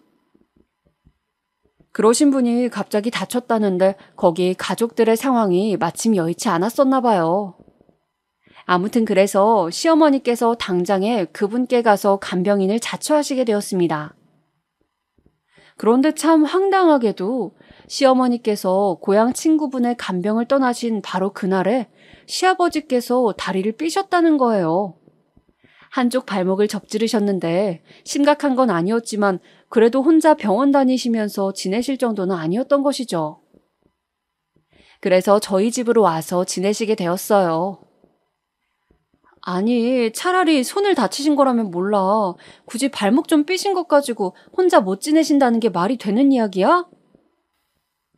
저는 너무 어이가 없어서 남편에게 따져 물었습니다. 아이 보는 것만 해도 가뜩이나 초보 엄마인데다가 주변에 도움 구할 때도 마땅치 않아서 늘 하루하루가 육아 전쟁이었는데 시아버지까지 여기에 추가가 된다뇨. 눈앞이 깜깜해졌죠. 그리고 그 결정에 저의 의사가 들어가 있지 않다는 점에서 조금 화도 났었고요. 아버지가 요리에도 워낙 젬병이셔서 안 그래도 엄마 없이 혼자 어떻게 장기간 지내시나 걱정이었어. 마침 잘 되었지 뭐. 지금 그게 내 앞에서 할 소리야? 나는 걱정이 안 돼. 내가 밥 차려드리고 내가 다 수발 들어드리고 그거 다 내가 해야 되는 거잖아. 내 말이 틀렸어? 근데 왜 내 의견은 물어보지도 않고 무조건 결정을 다 한 다음에 통보를 하는 거야? 너는 말을 무슨 그렇게 하냐? 너 왜 이렇게 애가 독해? 내 아버지이기도 하지만 너한테 시아버지이기도 하잖아. 한 가족이라고. 왜 무조건 희생하고 손해본다고만 생각하냐? 이참에 효도한다고 긍정적으로 생각해보면 안 돼? 어? 남편이 도리어 저에게 따지고 드는 것에 저는 말문이 막혀버리고 말았네요. 대놓고 저의 노동력을 빌려서 대리효도를 하고 싶다는 것이 남편의 주장이었음에도 제가 대처 수준이 부족했던 것이죠. 그때 독하다느니 못됐다느니 이기적이라느니 그런 말을 듣는 한이 있더라도 시아버지를 오시게끔 두지 말았어야 했던 일이었습니다. 시아버지께서는 타고난 노안이셨는데 30년간 외모는 한 10년 정도밖에 안 늙으셨어요. 그러니까 남들보다 일찍 외간에 나이가 들으셔서 노화는 더디게 되는 느낌이랄까요? 그러니 제가 시집을 갔던 당시에도 시아버지께서는 연세가 꽤 들어 보이는 얼굴을 하고 계셨던 것이죠. 외모뿐만 아니라 말투며 행동거지 모든 것이 나이든 얼굴에 맞춰져 있었습니다. 얼마나 괄괄하셨으며 얼마나 꼬장꼬장하게 구셨는지 몰라요. 정말 별거 아닌 일들을 가지고서도 저한테 시비를 거셨으며 사소한 것으로도 문제를 삼으시곤 저한테 잔소리를 늘어놓으셨습니다. 그런데 그때 저희 첫째가 아주 어렸죠. 그러니까 애는 아주 울고 보채고 시도 때도 없이 저를 찾으면서 난리를 피워댔는데 그 와중에 시아버지께서도 저를 가만두지 않으셨던 거예요. 이중고라는 말로는 부족한 고난의 행군이었습니다.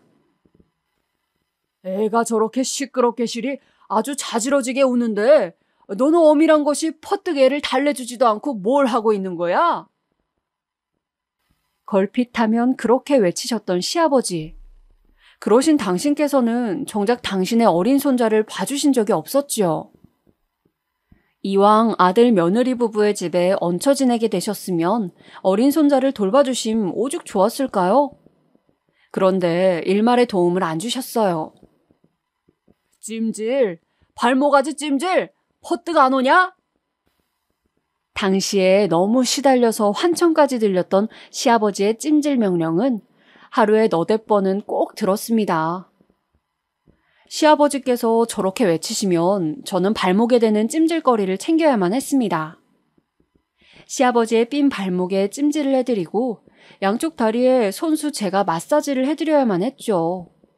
안 그러면 다리가 굳는 것 같다고 하셨어요. 한쪽 발목을 다쳐서 절뚝거리고 다니다 보니까 안 다친 쪽의 다리도 아픈 것 같다고 하시면서 말이죠. 저 진짜 이를 꽉 아물고 그놈의 찜질에 매달려서 정말 열심히 해드렸습니다. 그 외에도 발목이 삔 것 때문에 자꾸 통증이 일어난다는 핑계로 늘 패악을 부리셨어요. 인상을 쓰시면서 소리를 빽 질러대셨죠. 저는 한동안 시아버지의 목소리가 들리는 것 같은 환청에 시달려야 했을 정도였어요. 제가 얼마나 시달렸으면 그랬겠나요? 너무 황당했던 사실은요. 집에 계실 때만 그놈의 삔 발목에 통증이 일어났으며 찜질이 반드시 필요하였고 외출해서 놀러 다니실 땐 아무런 문제가 없다는 것이었어요. 친구분들하고 만나서 잘만 노시더라고요. 너는 집안일 한다는 애가 집구석 꼬라지가 이게 뭐야? 테레비 위에 먼지, 너는 저게 안 보여? 그리고 또 반찬이 이게 뭐냐? 나물마다 물은 왜 이렇게 흥건하고? 어찌나 사사건건 참견하시고 잔소리하시고 큰 소리를 내셨는지 모르긴 몰라도 저 이때 분명히 화병에 걸려 있었을 거예요. 늘 가슴이 답답하고 속이 꽉 막힌 것 같은 느낌이 들었거든요. 극심한 스트레스로 인해서 귀에서 삐 하는 이명까지 들려올 정도였습니다. 어디 육아만 안 도와주셨나요? 밥 차릴 때 수저 젓가락 놓으신 적 한 번이 없으셨고 물도 본인이 안 떠드셨습니다. 그러다가 정말 큰일이라고 부를 만한 일화가 생겨났죠. 아침에 일어났을 때부터 그날은 제가 몸이 좀 안 좋았어요. 남편 출근 준비도 간신히 시켜주고 아침밥 치울 때는 잠시 휘청거리기도 했습니다. 오전에 아이 끌어안고 죽은 듯이 쉬고 있다가 점심때가 돼서 어쩔 수 없이 또 일어났어요. 저랑 아이만 있는 게 아니라 집에는 시아버지도 계셨으니까요. 그냥 밥 있는 거랑 해서 김치볶음밥을 만들었습니다. 다른 요리를 할 기운 자체가 없었어요. 제가 김치볶음밥을 원체 맛있게 잘하기도 했기 때문에 자신이 있는 메뉴였습니다. 식탁 위에 다 차려놓고 나서 시아버지를 불렀죠. 점심 식사하시라고요. 그런데 지금 이게 뭐 하는 짓이냐? 볶음밥? 엊그제도 볶음밥이었고 오늘 아침밥은 허접스레 차려주더니만 이거 지금 나 먹으라고 만든 것이야? 찬밥으로 만든 걸 내가 뻔히 알고 있거늘 이런 괘씸한? 대뜸 화를 크게 내시는 거예요. 저는 너무 놀라서 그냥 멍하니 있었어요.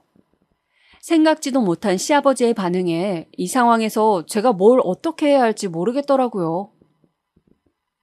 제가 가만히 있으니까 시아버지께서는 이내 식탁 위에 그릇을 가져다가 싱크대에 확 쏟아버리셨습니다. 제가 아픈 몸을 이끌고서 애써 맛있게 간을 맞춰서 만든 김치볶음밥을 그렇게 버리셨어요. 아버님, 제가 얼른 새로 밥 안 쳐서 다시 점심 식사 차려드릴게요. 됐다. 엎드려 절받기를 하랴? 내가 네 눈치가 보여서 그렇게 차려진 밥 먹을 수나 있겠냐? 안 먹는다. 저는 다시 차려드리려고 말씀을 꺼냈지만 바로 거절당했습니다. 씩씩거리시는 시아버지께 저는 재차 말씀을 드렸죠. 따뜻한 밥 새로 지어서 반찬하고 점심 차려드리겠다고요. 하지만 시아버지께서는 완강하셨어요. 절대로 안 드실 거래요. 저를 세게 노려보시더니 방으로 들어가 버리셨습니다. 아휴, 몸도 안 좋고 진짜 힘이 쭉 빠져서 멍하게 식탁에 앉아있다가 문득 아이 생각이 났죠. 애 밥은 먹여야 하잖아요. 물김치에 밥을 말아줬는데 계란 반찬을 찾더라고요. 그래서 얼른 계란말이를 만들어줬어요. 그런데 만드는 사이에 아이는 또 물김치에 만 밥을 장난치면서 호로록 많이 먹어버렸습니다. 그래서 계란말이는 2점만 먹고 말았어요. 이제 그만 먹겠다면서 장난감을 가지고 놀러 가버리더라고요. 그제야 저 혼자 조용히 점심을 먹기 시작했죠. 이왕 만든 계란말이 김치볶음밥에 올려서 먹고 있었습니다. 속으로는 다 힘들다, 다 지친다 이런 생각을 하면서 말입니다. 그런데 그때였어요. 이 천하에 버르장머리 없는 년을 다 보았나? 방에서 나오신 시아버지께서 아주 화가 나신 얼굴로 다가오시더니 멀쩡히 밥을 먹고 있던 제 머리채를 쥐시는 겁니다. 저는 밥 먹다가 숟가락을 놓쳐버렸고 시아버지께 머리채 잡힌 채로 짤짤 흔들렸습니다. 자기 시부모 알기를 우습게 하는 년, 이 고향 거사! 저한테 별별 소리를 그때 다 하셨어요. 저한테 가만 안 두겠다고 욕을 하셨습니다. 저는 밥 먹다 말고 한순간에 산발머리가 되었죠. 소란에 놀란 아이가 장난감 놀이 하다가 말고 달려왔는데 상황을 보고 깜짝 놀라더군요. 어리디 어린 아이한테 이런 모습 보여주기는 싫어서 저는 황급히 시아버지를 밀치고는 제 아이를 끌어안았습니다. 저것이 감히 하늘 같은 자기 시아버지를 밀쳐? 아이고, 아이고야, 나 죽네.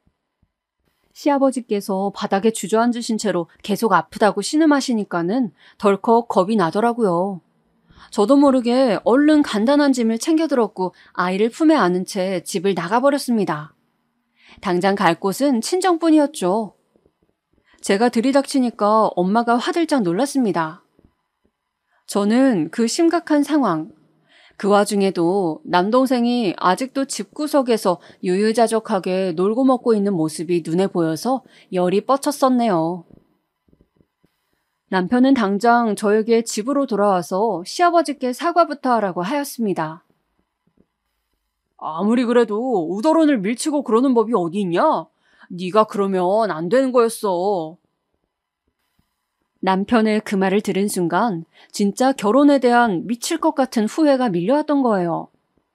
겨우 이런 놈에게 넘어가서 이런 놈을 믿고 결혼까지 했다는 사실이 믿어지지가 않을 정도였습니다. 그냥 허무했어요. 솔직히 이혼부터 머릿속에 떠올렸었습니다. 결혼할 때까지만 해도 뱃속에 든 이 생명에게 좋은 엄마 아빠의 모습만을 보여주겠노라고 그런 다짐을 했었는데 금세 몇 년이 지나지도 않아서 이혼을 떠올리고 있는 이 현실이 너무나도 서글펐어요. 그런데 딱 절묘한 순간에 시어머니께서 시댁으로 복귀를 하셨고 시아버지께서도 다시 시댁으로 가시게 됨으로써 상황이 흐지부지 종결이 되었습니다. 내가 가만히 생각을 해봤는데 네가 집에서 애 돌보면서 아버지까지 모시는 게 얼마나 힘들었을까 싶다. 내가 그간 신경을 못 써줬었네. 미안해. 남편이 저에게 먼저 숙이고 들어왔고 저는 다시 아이와 그 집으로 돌아가게 되었어요. 친정도 제가 전혀 기댈 수 있는 형편이나 상황이 아니었기 때문에 저에게는 다른 선택지는 없었던 것 같네요. 결혼 초기부터 시아버지에게 대었던 저였는데요. 그 이후로는 그때만큼 시아버지와 직접적으로 부딪힐 일이 없어서 그나마 다행이었습니다. 시어머니는 시아버지와 스타일이 꽤나 다르신 분이었는데요. 저를 애먹이신 부분에 대해서는 대동소이하다고 할 수 있었네요. 시어머니 생신 때 일화 한 가지만 예로 들어도 이분이 대략 어떤 유형의 분이신지 설명이 가능할 것이라고 봅니다.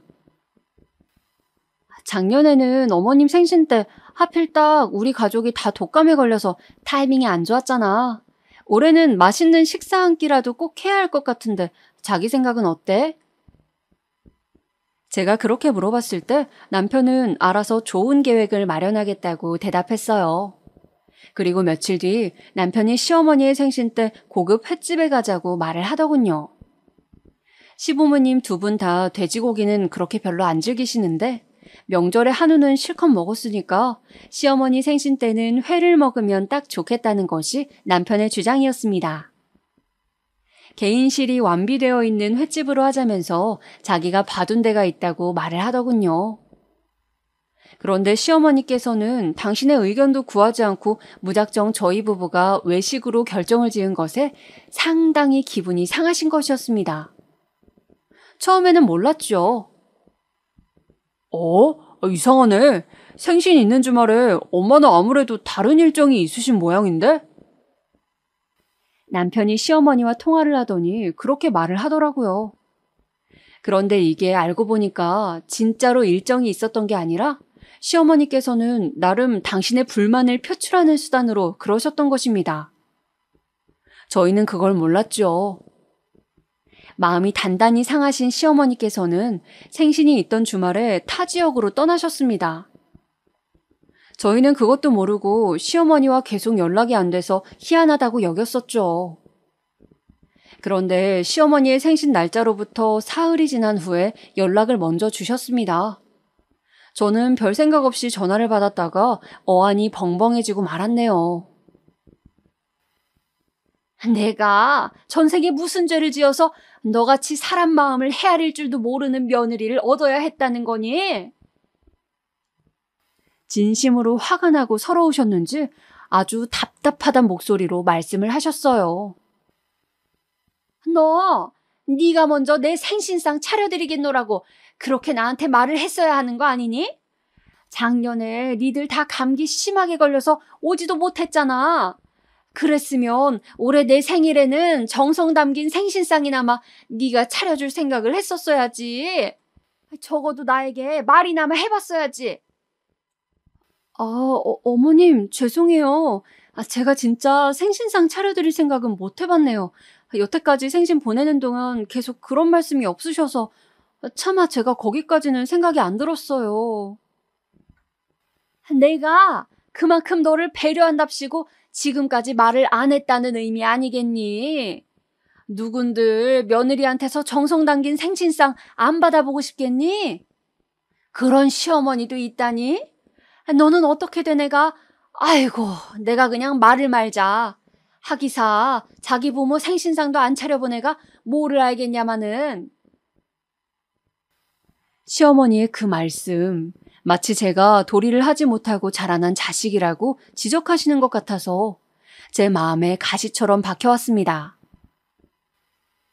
앞으로 내 생일 같은 중대사는 네가 나랑 직접 의논을 하도록 하자. 알겠니? 그리고 내가 이런 이야기들 너한테 한 거 너 내 아들한테는 말하지 말아라. 괜히 이런 얘기는 옮기는 거 아니야. 알겠니? 제가 무슨 앞뒤 꽉 막힌 사람도 아니었건만 그런 식으로 그날 말씀을 하셨어요. 만약 시어머니께서 저에게 며느리표 생신상을 받고 싶다 이렇게 말씀을 해주셨다면 저는 정확히 따라드렸겠죠.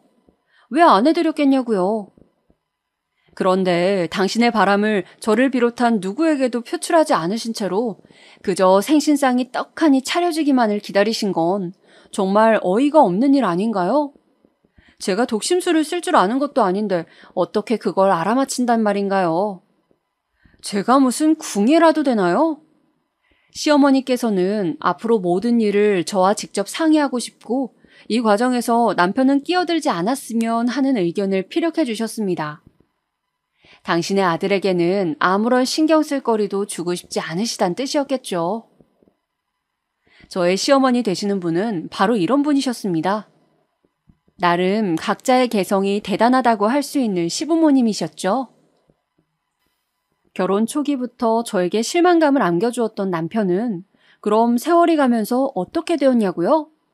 청개구리로 진화했어요.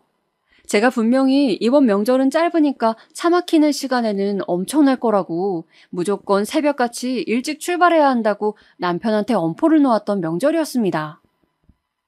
장거리 운전하고 이동해야 하니까 그 전날에 술 많이 마시지 말라고 몇 번이고 신신당부를 하였습니다. 하지만 남편이란 청개구리는 술을 진탕 마신 채로 새벽에 돌아왔어요. 아침 해가 밝았지만 그 술이 어떻게 깰 수나 있었겠어요? 정말 억지로 깨우고 강제로 욕실에 쳐넣었습니다.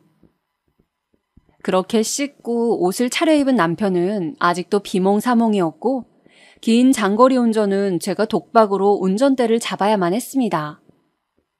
그 명절에 시댁에 갔을 때도 정말 가관이었죠.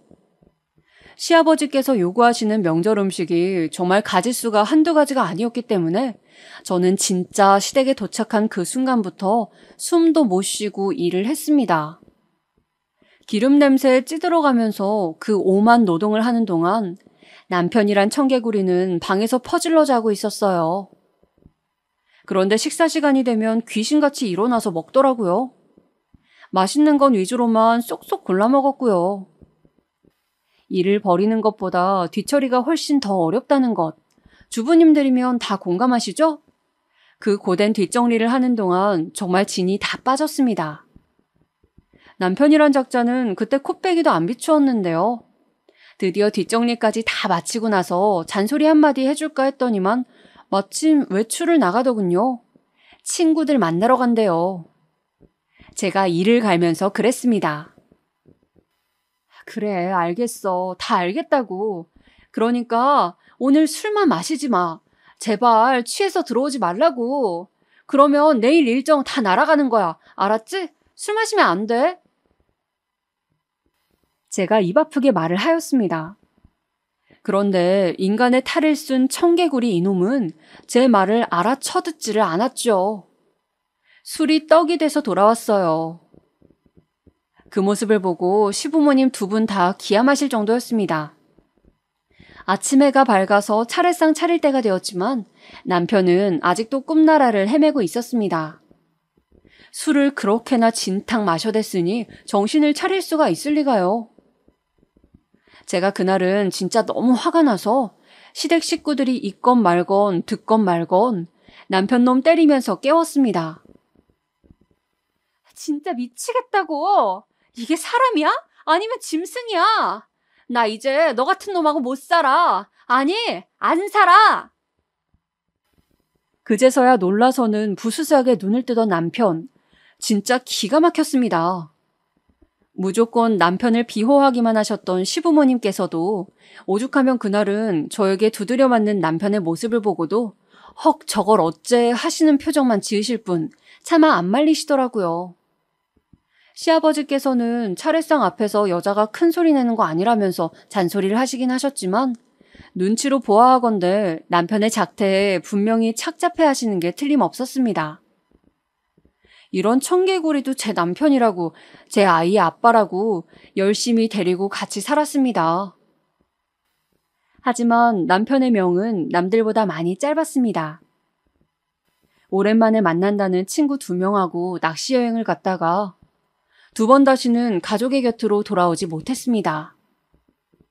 남편과 1명은 현장에서 숨을 거두었고 운전을 했던 1명은 목숨은 건졌지만 몸에 큰 장애를 얻게 되었어요. 죄송합니다.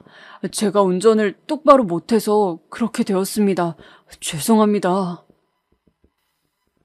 크게 다친 몸을 이끌고도 그분은 직접 사과를 하러 오셨었죠. 마주오던 음주운전 차량 때문에 그렇게 된 것을 어떻게 그분의 탓으로 돌릴 수 있었을까요?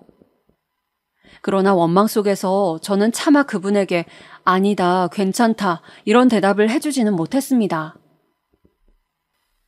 저는 너무나도 갑작스러웠던 남편의 비극에 무너져 내렸고 그때 제 남동생이 그랬습니다. 저기 누나, 그럼 혹시 보험금은 얼마나 나오는 거야? 이놈 새끼는 영영 사람 되기는 글렀다 싶었습니다. 이런 녀석을 포기 못하는 엄마에게도 할 말이 없었어요. 그 지치고 힘든 상황에서 저에게 묵묵한 위로를 보내준 존재, 그건 바로 정말 의외이게도 시부모님이셨습니다. 시어머니께서는 초췌해진 얼굴로 제게 말씀하셨어요. 내 아들 마지막 가는 길까지 살뜰하게 살펴줘서 고맙다. 혹여나 네가 새 출발을 한다고 하여도 우리는 받아들이마. 그때 제 눈에서는 눈물이 흘러내렸습니다. 배우자를 잃는 이 고통도 차마 자식을 잃는 고통에 비견될 수 없다고 생각하니 만감이 교차하였기 때문입니다. 금쪽 같은 자식을 잃은 충격 탓이었는지 시어머니께서는 이듬해 쓰러지셨어요. 원인은 뇌졸중이었습니다. 그리고 저는 그 소식을 듣자마자 달려가서 열과 성을 다해 간호해드렸어요. 저 외에는 시어머니의 곁을 지킬 수 있는 사람도 없었고요. 의료진이 예상하고 기대했던 것보다 시어머니의 예후가 좋았습니다. 담당 간호사들도 깜짝 놀랐을 정도였어요. 시아버지께서 저를 오롯이 인정하셨던 건 바로 그때부터가 아니었나 싶네요.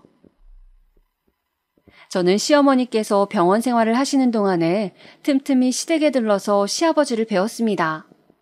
식사는 잘 하시는지, 반찬은 안 떨어졌는지 이런 것들을 살펴보았고요.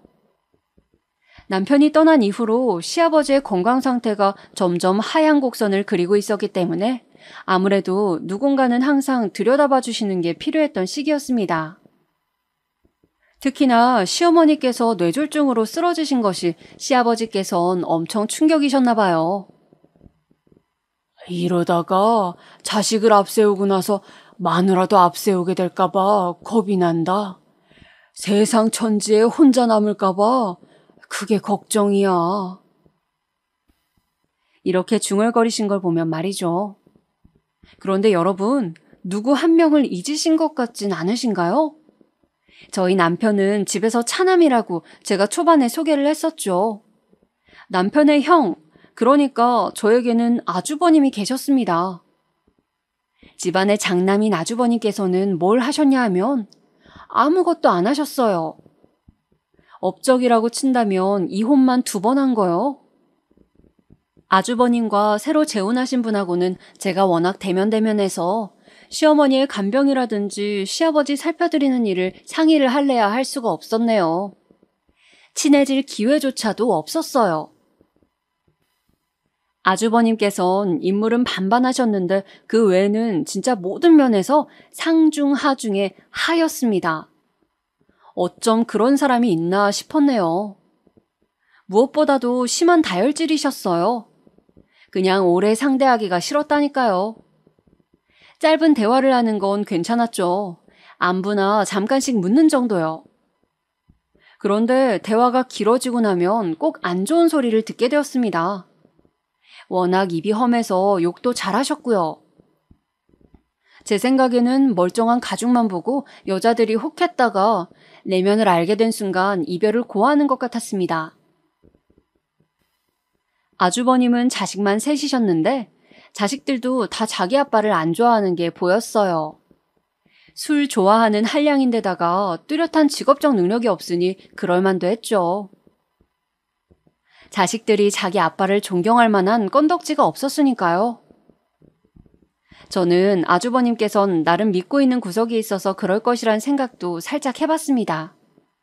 왜냐하면 시댁에서 원래 가지고 있던 땅이 있었는데 그게 소위 초대박을 터뜨려서 돈이 생겼기 때문입니다. 저희 남편이 세상을 허무하게 떠났을 때 아주버님께서는 슬픔과 행복이 교차해 보이시는 듯 하였습니다.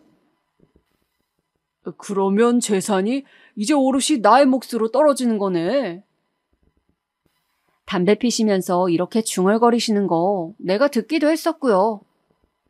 그리고 내가 재혼을 하기는커녕 시부모님을 자주 들여다보면서 살자 아주버님께서는 점차 저를 경계하시는 것 같았어요.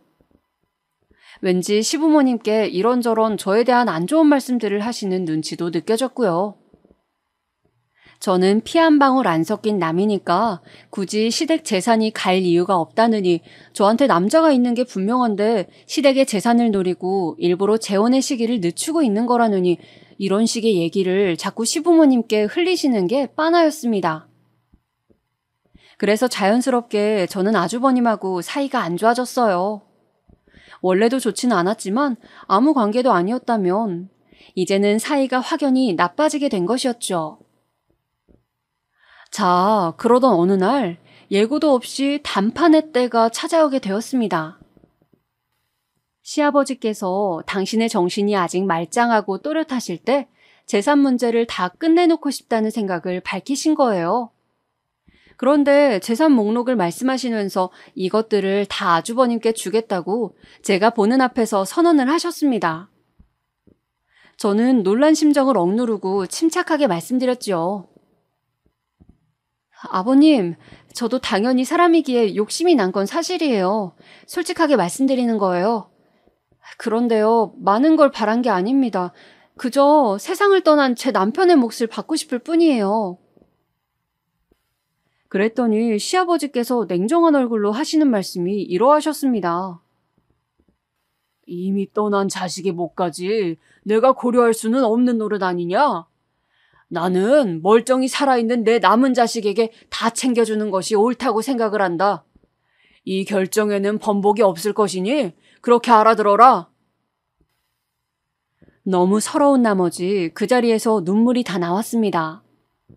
아주버님께서는 엄청 기뻐하시는 내색으로 저를 조롱하셨죠. 아니 이게 무슨 나눌 재산이나 되나? 안 그래요? 나 혼자 챙기면 딱 알맞네. 거기다 대고 제가 무슨 말이나 할 수 있었겠어요. 집에 돌아오자마자 저는 충격에 드러누웠습니다. 지난 세월 모든 일들이 다 스쳐가더군요. 결혼하기 직전의 일부터 그 모든 일들이 전부 다요. 그것들을 회상하면서 제 가슴을 치고 있자니 사는 게 다 뭔가 싶은 생각마저 들었습니다. 전부 다 부질없으니까 그냥 이따위 세상 그만 살까 싶었죠.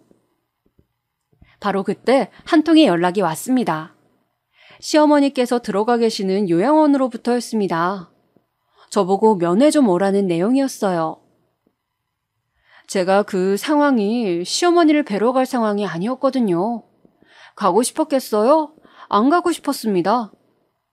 그런데 이빨 다 빠진 호랑이가 오라고 그러는데 참 사람 마음이라는 게 안 가기에도 좀 그렇더라고요.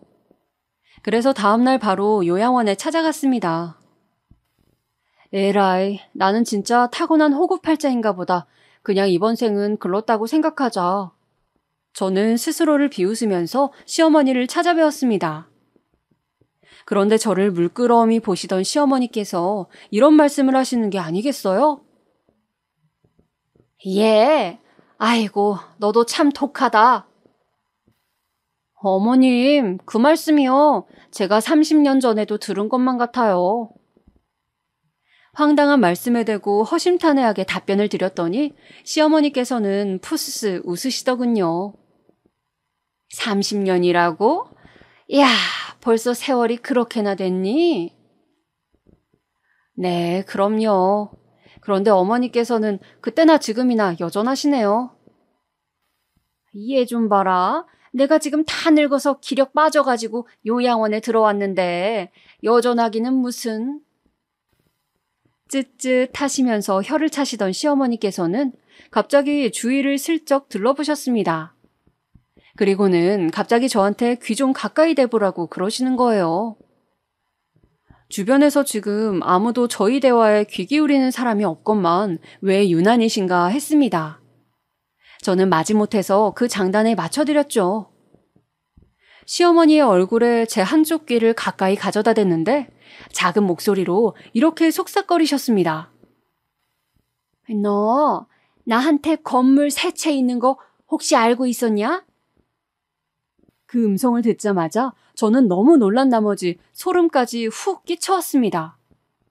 깜짝 놀란 저는 그대로 시어머니의 얼굴을 쳐다보면서 무의식적으로 이런 질문을 드리고 말았어요. 어머, 이럴 수가. 세상에. 어머님, 벌써 치매 오셨어요? 그럴 수밖에요. 일단은 치매 증세부터 의심이 갔습니다. 그런데 시어머니께서 본인을 모욕하지 말라면서 대뜸 화를 내셨어요. 가끔 정신이 혼미할 때도 있지만 절대 치매는 아니라면서 완강하게 주장하셨죠. 아니, 그러면 치매도 아니신데 어째서 저한테 허무맹랑한 말씀을 하시는 거예요? 허무맹랑이라니, 내가 말한 게 진짜인데도 얘가 안 믿으려고 하네? 네? 진짜라고요? 어머님께서 진짜로 건물주라도 된다는 그런 말씀이신가요? 얘 좀 봐라. 너는 그러면 우리 집이 그 땅으로 번 돈이 얼만데 지금 가진 게 꼴랑 그거라고 생각한 거야? 너는 네 시부모가 10년 만에 그 많은 돈을 날린 천하의 꼴통들로 보이는 거니? 시어머니의 말씀을 들은 순간 뇌리에 깨달음이 꽂혔습니다. 막대할 것이라고 예상했던 금액과는 달리 시아버지께서 조목조목 짚어주신 재산의 규모가 뭐랄까 작다고 여겨졌었거든요. 어라? 그러게요. 어쩐지 남은 재산이 너무 소소하다고 생각이 들긴 했었어요. 으이그, 너 하여간에 그 무엇이냐? 건물 세 채 있는 거 그것들 전부 네 거 해줄 테니까 그런 줄로 난 알아. 네? 뭐라고요? 어머님, 방금 그 말씀 진심이세요? 얘는 뭘 그렇게까지 놀라고 그래? 그 건물들에서 나오는 수익 들으면 이거는 뭐 거품 물고 기절하겠네? 시어머니께서는 너스레를 떠셨죠. 저는 그 건물들로부터 얻는 수익, 그 엄청난 숫자를 듣고 다행히 기절까진 하지 않았지만 정말 진심으로 놀라고 말았습니다. 설마 시어머니께서 갑부이실 줄은 몰랐었으니까요. 그리고 더욱더 놀라웠던 사실은 말이죠. 시아버지께서 일부러 작정을 하시고는 당신의 문제 많은 장남에게 돈을 조금만 물려주기 위해서 그렇게 구셨다는 겁니다. 그러니까 시부모님께서 애초에 짜고 치셨던 거예요. 아주버님께서 당신들께서 가지신 진짜 재산의 규모를 알면 반드시 노리실 거라고 예상을 하신 두 분은 궁리를 하시면서 계획을 짜셨습니다. 저에게 많은 재산을 몰아주기 위해서요. 어머님, 정말 아버님도 그렇고 두 분께 뭐라고 감사 인사를 드려야 할지 모르겠어요. 그런데 아주버님께선 장남이시고 저는 며느리일 뿐인데 저에게 이렇듯 큰 몫을 어째서 주시기로 결정하신 거예요? 장남이면 뭘 해. 장남이라는 명패만 반지르르 할 뿐 지금까지 살면서 우리한테 내내 지랄밖에 안 떨었는데. 그런데 너는 우리네 지랄을 다 받아준 입장이잖니? 지랄 떤 아들에게 주느니 지랄 받아준 며느리에게 주는 쪽이 낫지. 그리고 우리 손주들 키우는 솜씨만 봐도 그쪽보다는 네 쪽이 더 낫더만. 와, 드디어 오랜 세월을 인고한 끝에 시부모님으로부터 진정한 인정을 받게 되는 순간이었습니다. 그것도 엄청난 보답과 함께 말이죠. 아주버님네 애들은 부전자전임을 증명하는 것인지 저랑 전혀 친하거나 가깝진 않았지만 딱 봐도 싸가지가 바가지였습니다. 그래서 시부모님께서도 저희 애들을 솔직히 더 예뻐하시는 것 같긴 했어요. 인생사 세옹지마라더니 말입니다. 그렇게나 짙은 후회 속에서 끼워졌던, 잘못 끼워진 줄로만 알았던 첫 단추가 종국에는 황금 단추로 변신하게 될 줄 그 누가 감히 상상이나 했을까요? 맹세컨대 당사자인 저는 전혀 예측하지 못했답니다.